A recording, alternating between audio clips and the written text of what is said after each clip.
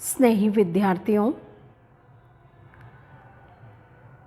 आज हम मकर संक्रांति पर्व की हार्दिक शुभकामनाएं देते हुए हिंदी साहित्य के अंतर्गत स्नातकोत्तर उत्तरार्ध का छठा प्रश्न पत्र प्राचीन एवं मध्यकालीन काव्य के अंतर्गत रीतिकाल की रीति मुक्त काव्यधारा के सर्वश्रेष्ठ कवि, प्रेम, सौंदर्य और श्रृंगार के चितेरे घनानंद जी की पदों का अध्ययन करेंगे, उनकी व्याख्या करेंगे और घनानंद के काव्य की विशेषताओं का अध्ययन करेंगे। मैं एक एक पद पढ़ती जाती हूँ, उसकी सप्रसंग व्याख्या कर देती हूँ और कुछ विशेष अर्थ रहा तो उसकी भी चर्चा कर लेंगे।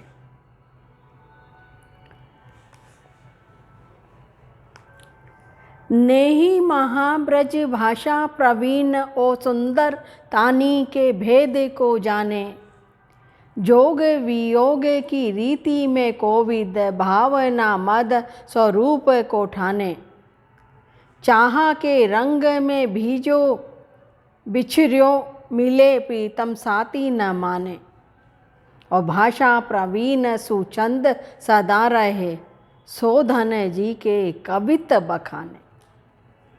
प्रस्तुत पद्यांश में ब्रजनाथ जी ने घनानंद के काव्य की प्रशस्ति की है। उन्होंने बताया कि घनानंद की कविता का बखान वही व्यक्ति कर सकता है जिसमें इस पद में वर्णित गुण हो। वास्तव में जो गुण वर्णनकर्ता के बतलाए गए हैं वे सभी घनानंद में उपलब्ध हैं। कवि कार्य वितरी प्रतिभा से संपन्न होता है, उसमें जो सहृदयता होती है उसे भावुक समीक्षक अपनी भाव इतरी प्रतिभा से ठीक उसी रूप में ग्रहण करता है जिस रूप में ग्रहण करता है, और कवि उसे उसी रूप में प्रस्तुत करता है। यही वह बिंदु है जहाँ कवि और भावक का तादात्म्य हो जाता है। ब्रजनाथ घनानंद जी बता रहे हैं कि काव्य को समझने के लिए व्यक्ति को भाव, भाषा और काव्य का मर्मज्ञ होना चाहिए, तभी उनका काव्य समझ में आ सकता है।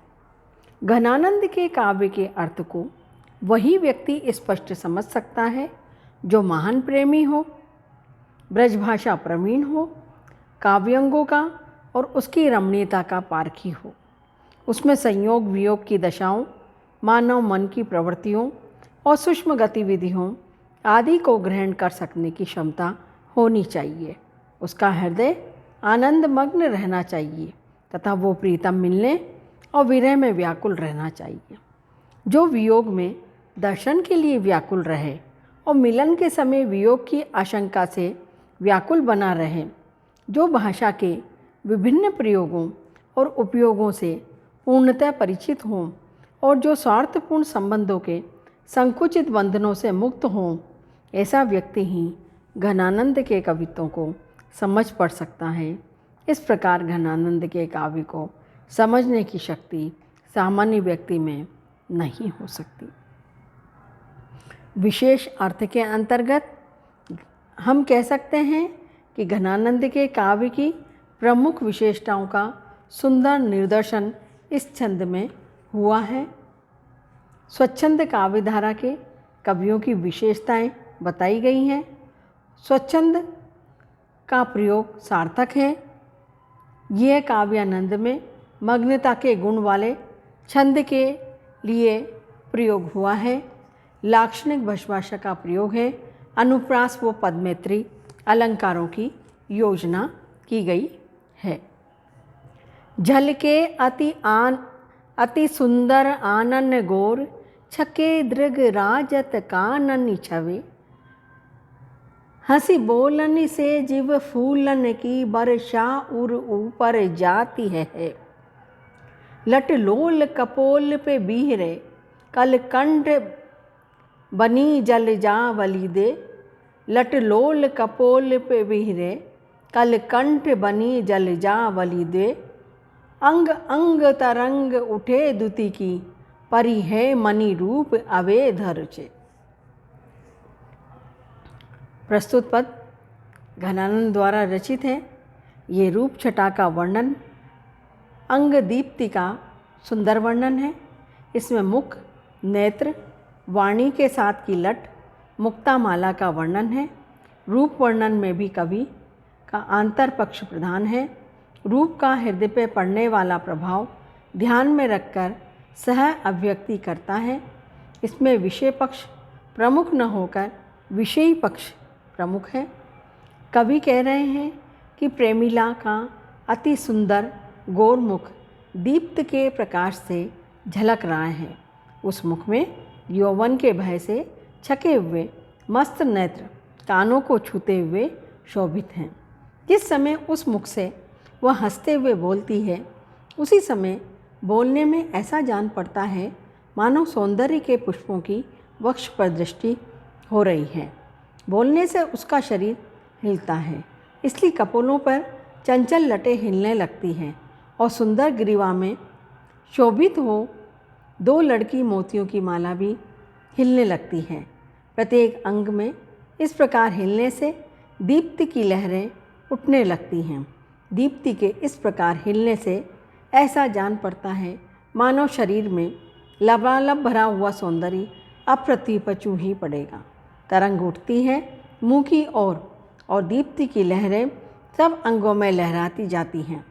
दीप्त की लहरें ऐसी स्थिति का आभास देती हैं मानो उसका शरीर रूपी लट जो सौंदर्य से भरा है, सौंदर्य का कुछ अंश पृथ्वी पर भी गिरा देगा। विशेष अर्थ के अंतर्गत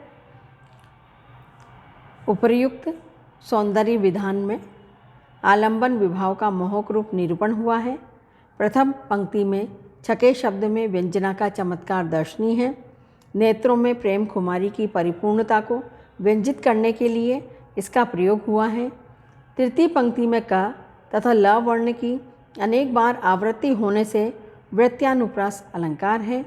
अंग अंग में पुनरुक्ति प्रकाश अलंकार और परिह मनोच्वय में उत्प्रेक्षा अलंकार स्पष्ट दिखलाई देता है। भाषा का माधुर्य और लालित्य भी सुकोमल सौंदर्य चित्रण के अनुरूप ही हैं। अति सुंदर छके, वर्षा और कलोल, करे जैसे शब्द विशिष्ट अर्थवत्ता लिए हुए हैं। वह मुस्क्यानी वह मधुबत राती वह, लड़की लीबानी आनी उर में आरती है। वह गति लेन ओ बजावनी ललित बेन, वह हंसी देन हीराते नटरती है। वह चतुराई सोचिताई चाई बे की छवि, वह छेलताई नाची न कबे सरती है। आनंद निदान प्राण प्रीतम सुजान जुकी, सुधी सब भांति न सोबे सुधी करती है। प्रस्तुत कविता में विरहणी नायिका नायक की संयोग काल की मुद्राओं और चेष्टाओं का स्मरण करते हुए विरह की व्यंजना कर रही है। वह कहती है कि प्रियतम सुजान की वह मुस्कान, उनका वो मंद मंद बातें करना और हाव भाव, चपतापूर्ण स्वभाव तो मेरे हृदय में अड़ गया है, बस गया है, अर्थात मुझे उसकी बहुत याद आ रही है। उनका वो ताल स्वर के साथ अंग संचालन करना, त्रिभंगी मुद्रा में बांसुरी बजाना और समय समय पर अकारण हंस देना बहुत से टलता नहीं, हृदय से टलता नहीं, अर्थात वो छवि हृदय पर छाई हुई है। हमारे हृदय में उनकी छवि देखने की लालसा को जागृत करने के लिए चतुरता तथा छेलपन एक क्षण के लिए भी विस्मित नहीं होता। इस प्रकार आनंद के भंडार प्राणों से भी अधिक प्रिय सुजान की स्मृति आती है तो मैं बेसुध हो जाती हूँ। विशेष अर्थ के अंतर्गत भाव पक्ष की विशेषताओं के में हम वियोगांतर्गत स्मृति दशा का सुंदर चित्रण है। हृदय में आकर अड़ना, हृदय से न टलना, क्षण भर को न बिसरना, बेसुध करना आदि मुहावरों के प्रयोग से भाषा सशक्त बन गई है। इस कवित्व में व्यत्यानुप्रास और छेकानुप्रास का सौंदर्य है।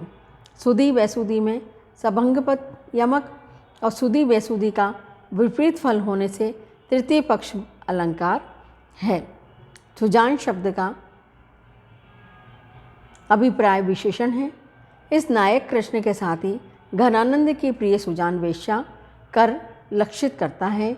यहाँ परिकर अलंकार है। घेर घैवरानी उबरानी ही रहित गन, आनंद आरती राति साधनी मरती है। जीवन आधार जान रूप के आधार बिन, व्याकुल विकार भरी खरी सुजेरती है। खरी सुजरती है।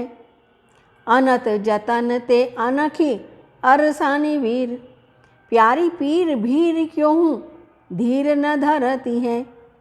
देखिए दशा अगाध आँखियाँ निपेटिन की, भसम विथापे नित लधन करती है।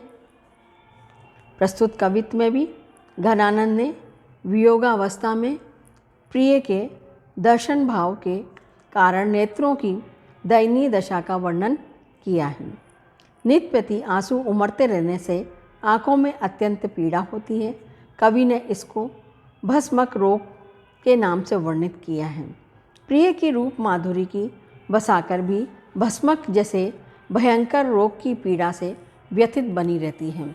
कवि कहता है कि वियोगावस्था में भस्मक रोग के चिराव से ये आँखें व्याकुल रहती हैं।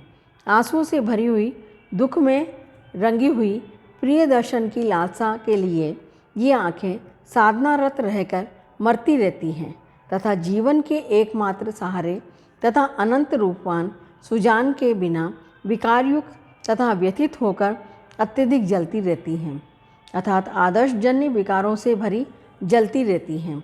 हे सखी, विविध कामोपचारों से चिढ़कर ये विमुख हो गई हैं और दुखावेग में किसी प्रकार भी धैर्य धारण नहीं करती, अर्थात कटाक्षादि क्रियाओं में भी इन सब की रुचि नहीं रह गई है। कामजन्य चेष्टाओं के अभाव में भी विरह वेदना का प्राबल्य कम नहीं होता। इन निगोड़ी पेटू आँखों की असाध्य दशा को भस्मक रोग होने पर भी इन्हें उपवास करना पड़ता है, अर्थात भस्मक रोग में जैसे भूख लगी रहती है और बहुत खाने पर भी पेट नहीं भरता, ऐसी स्थिति में यदि भूख रहा जावे तो कष्ट की सीमा नहीं रह पाती। वैसे ही विरहिणी के नेत्रों को बराबर प्रिय दर्शन की लालसा बनी रहती है। निरंतर प्रिय का दर्शन करने पर भी वे तृप्त नहीं होती। इस पर अब तो बिल्कुल ही दर्शन नहीं हो रहे हैं। ऐसी स्थिति में तो नेत्रों को असह्य पीड़ा हो रही है। नेत्रों को उपवास करने में अति कष्ट हो रहा है। विशेष सौंदर्य के अंतर्गत भाव पक्ष में कवि ने विरहिणी की प्रेम दशा का मार्मिक निरूपण किया है। भस्मक रोग के द्वारा कवि ने अपने मंतव्य को बहुत अच्छी तरह समझाया है। इस कवित्व में प्रेम की विषमता का मार्मिक वर्णन हुआ है। घेवरानी, उबरानी, अतन, जतन आदि पद मैत्री के उदाहरण हैं। लक्षणा शक्ति के उपयोग से अर्थ चमत्कारपूर्ण हो गया है। देहरी दीपक, सभंग पद यमक, विरोधाभास, श्लेष, छेकानुप्रास अलंकारों का प्रयोग हुआ है।